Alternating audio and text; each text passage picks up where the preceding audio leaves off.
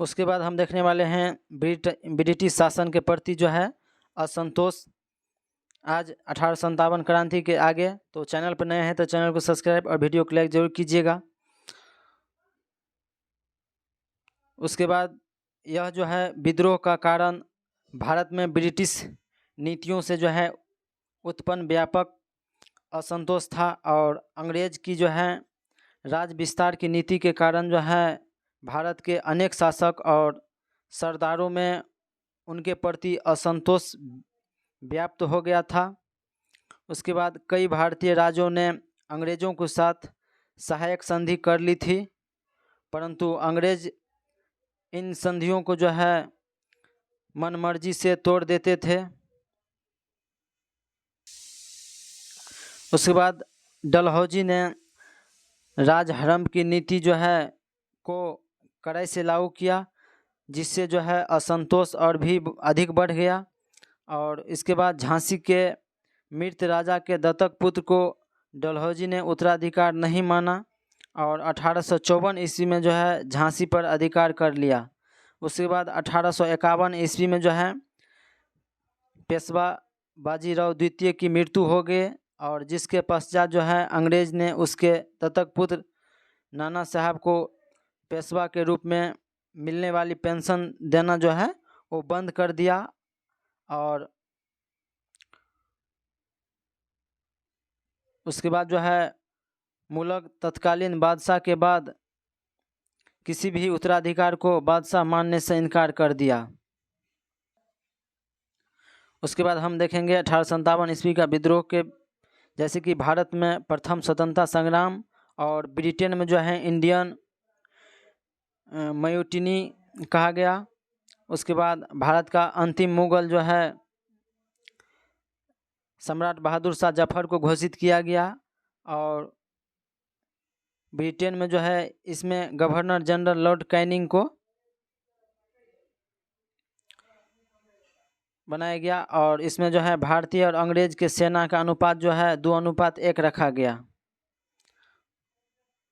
उसके बाद अंग्रेज ने भू राजस्व की नई व्यवस्था लागू कर दी, जिसके कारण जो है भूस्वामियों के पुराने परिवारों के अधिकार समाप्त हो गए और किसी भी राज्य पर जो है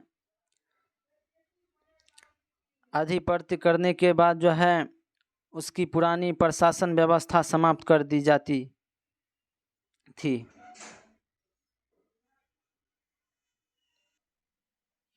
उसके बाद किसानों एवं दस्तकारों की बर्बादी देखेंगे हम तो अंग्रेज़ों द्वारा जो है लागू की गई भूमि व्यवस्थाओं से किसानों को हालत बदतर हो गई थी।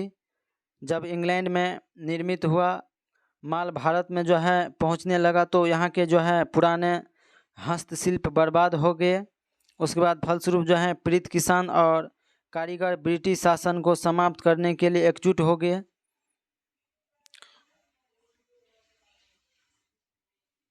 उसके बाद धर्म और जाति के नष्ट होने का डर था और अंग्रेज की नीति और आचरण ने जो है जनता में यह भय पैदा कर दिया था कि ब्रिटिश शासन उनके धर्म और रीति रिवाज को नष्ट कर देने पर अड़े हुए हैं।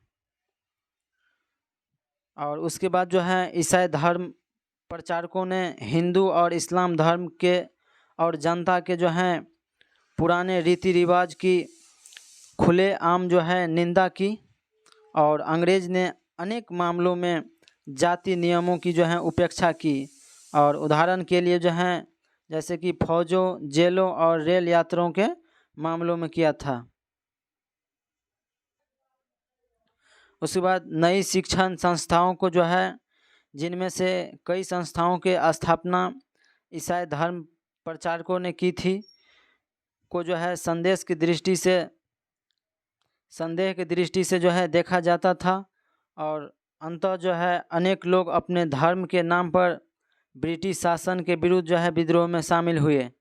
उसके बाद भारतीय सैनिकों की जो हैं शिकायतें थी कि अंग्रेज की फ़ौज में जो है भारतीय सिपाहियों के लिए जो है पदोन्नति के जो हैं रास्ते बंद थे। फौज में ऊंचे पद केवल जो है यूरोपीय अफसरों के लिए जो है सुरक्षित थे और भारतीय सैनिक को जो है ऊंचे पोस्ट पर नहीं जाने देते थे।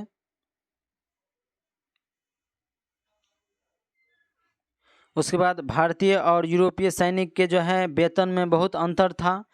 यूरोपीय अधिकारी को जो है भारतीय सिपाही के घृणित दृष्टि से देखते थे। युद्ध में जाने पर जो है भारतीय सैनिक को अतिरिक्त भत्ता मिलता था। युद्ध खत्म होने पर और उनके सहयोग से जो है जीते गए इलाके पर जो है अंग्रेज का आधिपत्य हो जाने के बाद जो है भारतीय सैनिक का भत्ता बंद कर देते थे। उसके बाद जो है भारतीय सैनिकों को जो है युद्ध के लिए समुद्र पार भी भेजा जाता था, परंतु उस समय के हिंदुओं का धार्मिक विश्वास था कि समुद्र पार जाने से धर्म नष्ट हो जाते थे। और उसके बाद जो है अन्य भारतीयों की इस तरह जो है भारतीय सैनिकों में विश्वास बैठ गया कि उनका धर्म खतरे में है। और उसी दौरान जो है सैनिकों को एक नए किस्म की एनफील्ड राइफल दी गई और जिसके कारतूसों में जो है गाय और सुगर की चर्बी लगाई जाती थी। और राइफल में कारतूस भरने के पहले जो है उस पर लगे कागज़ के दांतों से जो है काटना पड़ता था। उसके बाद जो है चर्बी वाले इन कारतूसों के इस्तेमाल से जो है हिंदू और मुसलमानों सैनिकों की धार्मिक भावनाओं को ठेस पहुंचा और अफवाह विद्रोह के तत्कालीन कारण बनी, जिसमें सैनिकों ने जो है कारतूस भरने से इनकार कर दिया, जिसके कारण जो है मेरठ में 85 भारतीय सैनिक को जेल की लंबी सज़ा सुना दी गई। उसके बाद भारतीय स्वतंत्रता हेतु जो है प्रथम सशस्त्र विद्रोह का कारण जो है 10 मई 1857 ईस्वी को मेरठ स्थित छावनी के 20 NI तथा 3 L जो है सी के पैदल सैन्य टुकड़ी के द्वारा जो है चर्बी वाले कारतूस के प्रयोग से जो है इनकार कर देते हैं। और उसके बाद जो है 10 मई 1857 ईस्वी को मेरठ में इस विद्रोह की औपचारिक शुरुआत हुई, किंतु इससे पूर्व जो है 29 मार्च 1857 को बैरकपुर छावनी के सिपाही मंगल पांडे ने चर्बी युक्त कारतूस को जो है प्रयोग से विरोध में जो है अपने अधिकारी लेफ्टिनेंट बाग और सार्जेंट हुडसन को जो है गोली मार दिया। उसके बाद जो है मंगल पांडे को जो है उत्तर प्रदेश के तत्कालीन गाजीपुर, अब जो है वहाँ जो है बलिया है, ज़िले के रहने वाले थे।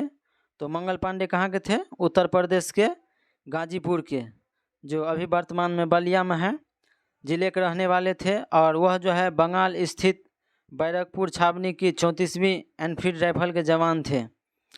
उसके बाद जो है 8 अप्रैल 1857 के सैनिक अदालत ने जो है मंगल पांडे को फांसी की सज़ा सुनाई। 8 अप्रैल 1857 को जो है सैनिक अदालत ने मंगल पांडे को फांसी की सज़ा सुनाई। क्यों सज़ा सुनाई? तो मंगल पांडे ने जो है सैनिक के अधिकारी दो को मार दिए थे, जिसका नाम क्या था? लेफ्टिनेंट बाग और सार्जेंट हुडसन। उसके बाद विद्रोह के मुख्य केंद्र और नेतृत्वकर्ता देखेंगे हम, तो विद्रोही सेना ने दिल्ली पर कब्जा कर लिया और बहादुर शाह जफर को भारत का बादशाह घोषित कर दिया। उसके बाद दिल्ली में जो है विद्रोह सेना का मुख्य सेनापति जफर बखत खां था और बहादुर शाह जफर ने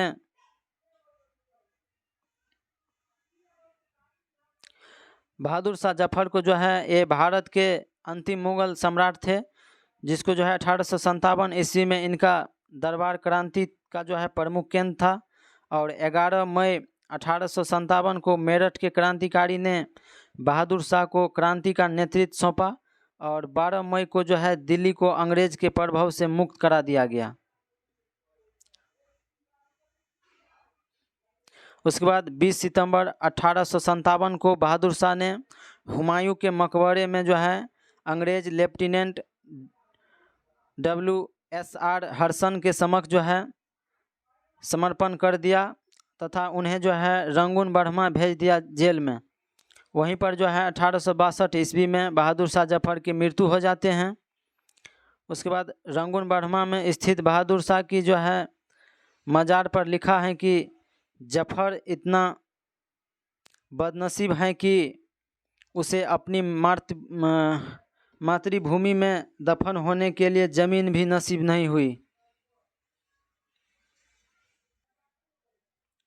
उसके बाद असम, उड़ीसा, उत्तर प्रदेश, महाराष्ट्र, हैदराबाद, पंजाब और बंगाल में जो है बड़े पैमाने पर विद्रोह हुए, परंतु जिन क्षेत्र में बड़े पैमाने पर विद्रोह नहीं हुए वहाँ भी अशांति फैलने के कारण जो है अंग्रेज में भय देखा गया।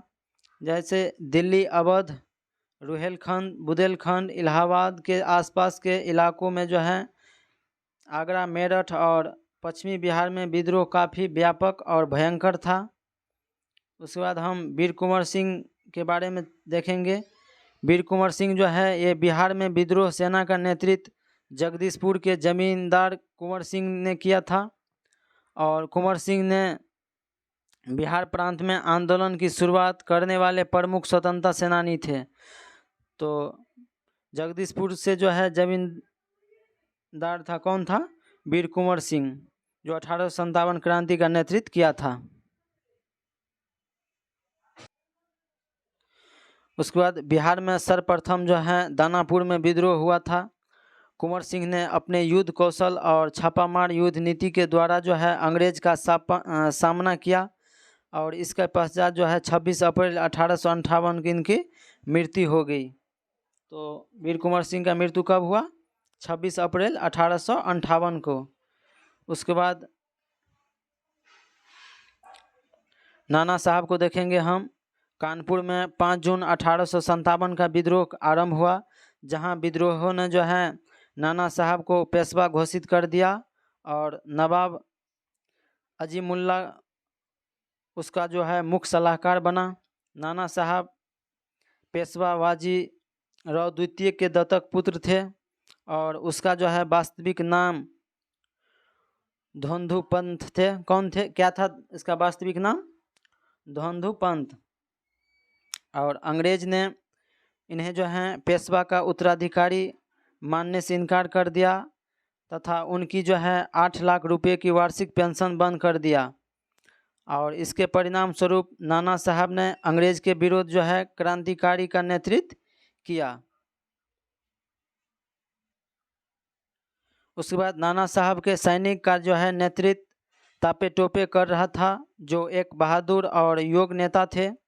उसके बाद तापे टोपे के बारे में चर्चा करेंगे हम। तापे टोपे जो है स्वतंत्रता संग्राम के महान सेनानी थे और इसका वास्तविक नाम रामचंद्र पांडुरंग था। क्या था तापे टोपे का वास्तविक नाम? रामचंद्र पांडुरंग। और उन्हें जो है भारत का गैरी बोल्डी भी कहा जाता है।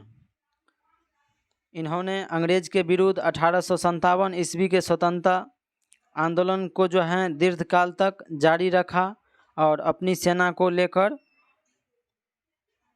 इन्हें संकट काल में जो है जंगल में छिपे रहना पड़ता था और ये अंतिम समय तक जो है अंग्रेज से लड़ते लड़ते अप्रैल 1859 में शहीद हो गए। उसके बाद हम देखेंगे महारानी लक्ष्मीबाई। इसके बचपन का नाम जो है मणिकर्णिका था। झांसी के राजा गंगाधर राव के जो है साथ इनकी शादी होने के बाद इनका नाम महारानी लक्ष्मीबाई पड़ी। उसके बाद अपने पति के मृत्यु के पश्चात जो है इन्होंने दामोदर राव नामक एक अल्पवयस्क बालक को जो है गोद ले लिया तथा पुत्र के संरक्षिका जो है के रूप में शासन कार्य प्रारंभ कर दिया। उसके बाद लॉर्ड डलहौजी ने गोद निषेधक नियम का लाभ उठाकर झांसी के राज को ब्रिटिश साम्राज्य में मिला लिया।